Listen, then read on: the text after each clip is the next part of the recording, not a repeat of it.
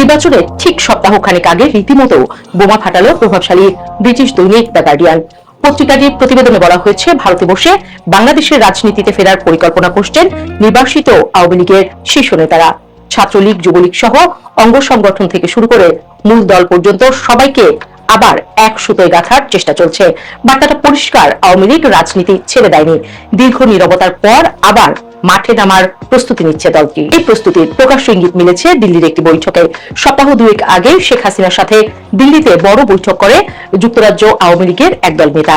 নির্দিষ্ট করে বললে গত 21 জানুয়ারি লন্ডন থেকে যুক্তরাজ্য আওয়ামী লীগের 5 নেতা দিল্লিতে এসে শেখ হাসিনার সঙ্গে সাক্ষাৎ করেন। এই নেতারা হলেন যুক্তরাজ্য আওয়ামী লীগের সভাপতি জালাল উদ্দিন, সাধারণ সম্পাদক সৈয়দ সাজিদুর রহমান ফারুক, যুগ্ম সাধারণ সম্পাদক ও সিলেট সিটি কর্পোরেশনের সাবেক মেয়র আনোয়ারুজ্জামান চৌধুরী, সাংগঠনিক সম্পাদক আহাদ চৌধুরী ও যুক্তরাজ্য যুবলীগের যুগ্ম সাধারণ সম্পাদক জালাল খান। ভারতে এক সপ্তাহের সফর শেষে 26 জানুয়ারি তারা লন্ডনে ফিরে যান। এই এক সপ্তাহ তারা কিভাবে দেশের রাজনীতিতে ফেরা যায় সেই আলাপই জারি রাখেন বলে সূত্র মারফত জানা যায়। এর সপ্তাহ দুয়েক বাদে গার্ডিয়ান বলছে, আওয়ামী লীগ আদতে বসে নেই, তারা প্রস্তুত। প্রয়োজনে জেলে যেতেও প্রস্তুত আওয়ামী লীগের নেতাকর্মীরা। এই পর্যায়ে এসে আওয়ামী লীগের অবস্থান আর নিছক গুজব বা রাজনৈতিক কানাঘুষার স্তরে নেই। দ্য গার্ডিয়ান বলছে, দলটি এখন নির্বাচন কেন্দ্রিক একটি বিকল্প রাজনৈতিক কাঠামো দাঁড় করাতে চাচ্ছে। ক্ষমতাচ্যুত হওয়ার পর গত 16 মাসে 6 শতাধিক আওয়ামী লীগ নেতাকর্মী কলকাতা ও আশপাশের এলাকায় আশ্রয় নিয়েছেন। তাদের অনেকের বিরুদ্ধে হত্যা, মানবতা বিরোধী অপরাধ, রাষ্ট্রদ্রোহ কিংবা দুর্নীতির মামলা রয়েছে। ফলে দেশে ফেরা আপাতত ঝুঁকিপূর্ণ। এই বাস্তবতায় সীমান্তের ওপার থেকেই চলছে সাংগঠনিক যোগাযোগ, রাজনৈতিক পুনর্গঠন এবং ভবিষ্যৎ কৌশল নির্ধারণ। এই নির্বাসিত রাজনীতির কেন্দ্রবিন্দুতে রয়েছেন শেখ হাসিনা।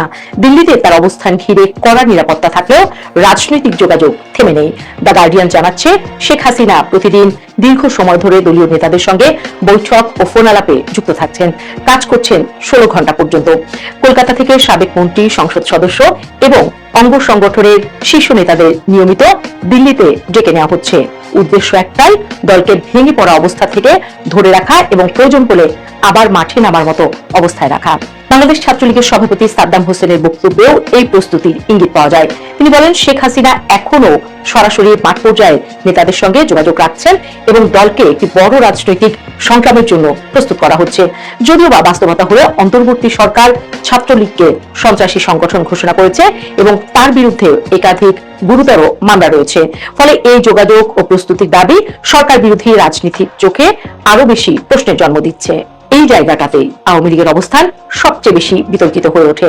শেখ হাসিনার শাসনামলের শেষ পর্যায়ে সরকার বিরোধী আন্দোলন দমনে আইন শৃঙ্খলা বাহিনীর ভূমিকা নিয়ে গুরুতর অভিযোগ রয়েছে। জাতিসংঘের মানবাধিকার বিষয়ক হাই কমিশনারের দপ্তরের প্রতিবেদনে বলা হয়েছে, ওই সময়ের সহিংসতায় আনুমানিক 1400 মানুষ নিহত হন। এই ঘটনাগুলোর পরই সরকার পতন ঘটে এবং শেখ হাসিনা ভারতে আশ্রয় নেন। এরপর আন্তর্জাতিক অপরাধ ট্রাইব্যুনালে শেখ হাসিনাকে মানবতা বিরোধী অপরাধের দায়ে মৃত্যুদণ্ড দেন। এই রায় আন্তর্জাতিক অঙ্গনেও আলোচনার জন্ম দেয়। মানবাধিকার সংগঠন ও কূটনৈতিক মহলেও প্রশ্ন ওঠে বিচার প্রক্রিয়ার স্বচ্ছতা এবং রাজনৈতিক প্রেক্ষাপট নিয়ে।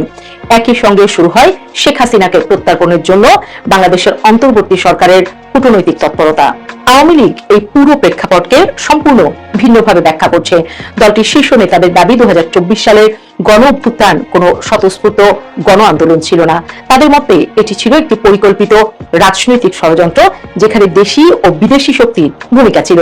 কলকাতার উপকণ্ঠে নিরাপত্তা বেষ্টিত আবাসন এলাকা থেকে কথা বলতে গিয়ে নেতারা বলেন, তাদের বিরুদ্ধে আনা অভিযোগ রাজনৈতিক উদ্দেশ্য প্রণোদিত এবং প্রতিশোধমূলক। তবে দলের ভেতরে এই বয়ান পুরোপুরি একরকম নয়। সাবেক সংসদ সদস্য তানভীর শাকিল জয় স্বীকার করেছেন, আওয়ামী লীগ পুরোপুরি গণতান্ত্রিক ছিল না এবং 2018 সালের নির্বাচন প্রশ্নবিদ্ধ ছিল। তিনি বলেন, দলটি দীর্ঘ সময় ক্ষমতায় থাকায় কর্তৃত্ববাদী হয়ে উঠেছিল এবং প্রশাসনিক ক্ষমতার অপব্যবহার হয়েছে। দুর্নীতি ও আর্থিক অনিয়মের বিষয়েও তিনি দায় স্বীকার করেন, যদিও অভিযোগের মাত্রা নিয়ে তার দ্বিমত রয়েছে। এই স্বীকারোক্তি দেখাচ্ছে আওয়ামী লীগ এখনো নিজেদের অতীতের সঙ্গে পুরোপুরি হিসাব চোকাতে পারেনি। একদিকে অতীত অস্বীকারের প্রবণতা, অন্যদিকে সীমিত আত্মসমালোচনা, এই দুই ধারা পাশাপাশি চলছে। রাজনৈতিক বিশ্লেষকদের মতে ভবিষ্যতে আওয়ামী লীগের গ্রহণযোগ্যতা অনেকটাই নির্ভর করবে তারা এই আত্মসমালোচনার ধারাকে কতটা সামনে আনতে পারে তার উপর। রাজনৈতিক বাস্তবতা হলো আওয়ামী লীগ আপাতত নির্বাচনের বাইরে। অন্তর্বর্তী সরকার দলটির কার্যক্রম স্থগিত করেছে এবং 12 ফেব্রুয়ারির নির্বাচনে অংশগ্রহণ ও প্রচারণা নিষিদ্ধ করেছে। সরকারের দাবি এই নির্বাচন হবে গত এক দশকের মধ্যে প্রথম সুষ্ঠু ভোট। আওয়ামী লীগের পাল্টা বক্তব্য, তাদের বাইরে রেখে কোনো নির্বাচনই গ্রহণযোগ্য নয় এবং এতে প্রকৃত গণতন্ত্র প্রতিষ্ঠিত হবে না। এই অবস্থান থেকেই দলটি নির্বাচন বর্জনের কৌশল নিয়েছে। শেখ হাসিনার সাবেক মন্ত্রী জাহাঙ্গীর কবির নানক জানিয়েছেন, দলীয় কর্মীদের ভোট ও প্রচারণা থেকে দূরে থাকতে বলা হয়েছে। অর্থাৎ আওয়ামী লীগের কৌশল এখন নির্বাচন বানচাল করা নয়, বরং নির্বাচনের পর রাজনৈতিক পরিস্থিতি কোন দিকে যায় তা পর্যবেক্ষণ করা এবং সুযোগ বুঝে মাঠে ফেরার প্রস্তুতি নেওয়া। দ্য গার্ডিয়ানের বিশ্লেষণ অনুযায়ী নির্বাসিত আওয়ামী লীগ নেতাদের ফেরার পরিকল্পনা অনেকটাই নির্ভর করছে নির্বাচনের পর পরিস্থিতির উপর। নতুন সরকার যদি দ্রুত স্থিতিশীলতা আনতে ব্যর্থ হয়, যদি আইন শৃঙ্খলা পরিস্থিতির অবনতি ঘটে কিংবা রাজনৈতিক বিভাজন আরো গভীর হয়, তাহলে আওয়ামী লীগ সেই শূন্যতাকে নিজেদের পক্ষে কাজে লাগাতে চাইবে। এই পুরো প্রক্রিয়ায় ভারতের ভূমিকা একটি অত্যন্ত সংবেদনশীল প্রশ্ন হয়ে উঠছে।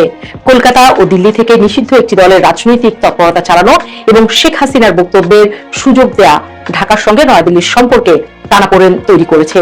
সম্প্রতি দিল্লিতে শেখ হাসিনার একটি অডিও বক্তব্য ঘিরে বাংলাদেশ সরকার ক্ষোভ প্রকাশ করলেও ভারত সরকার প্রকাশ্যে কোনো প্রতিক্রিয়া জানায়নি।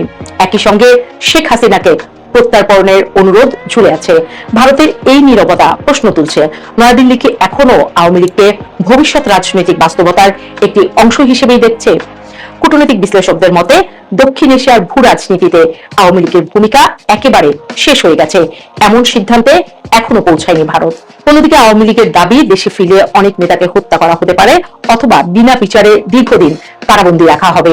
এই আশঙ্কা বাস্তব হোক বা রাজনৈতিক কৌশল নির্বাসিত রাজনীতিকে একটি আরো দীর্ঘায়িত করছে এবং দলের মধ্যে ভয়ের পাশাপাশি এক ধরনের প্রতিরোধের মনোভাব তৈরি করছে। সব মিলিয়ে আওয়ামী লীগ এখন না পুরোপুরি অতীত, না নিশ্চিত ভবিষ্যৎ। দলটি কার্যত একটি রাজনৈতিক অপেক্ষার ঘরে দাঁড়িয়ে আছেন। শেখ হাসিনার নেতৃত্ব এখনো দৃশ্যমান হলেও ভবিষ্যতে সেই নেতৃত্বের রূপ কি হবে তা স্পষ্ট নয়। তার ছেলে সজীব ওয়াজেদ জয় ইতিমধ্যে ইঙ্গিত দিয়েছেন, ভবিষ্যতে শেখ হাসিনা সক্রিয় রাজনীতিতে নাও থাকতে পারেন। বাংলাদেশের রাজনীতিতে আওয়ামী লীগের ফেরা তাই এখন আর কোনো আবেগের প্রশ্ন নয়। নির্বাচনের পর দেশ কোন পথে হাঁটে সেই পথ ঠিক করে দেবে আওয়ামী লীগ সত্যি গুছিয়ে ফিরছে নাকি নির্বাসনের এই অধ্যায়ই তাদের শেষ বড় রাজনৈতিক বাস্তবতা হয়ে থাকবে, এমনটাই বলছেন বিশ্লেষকরা।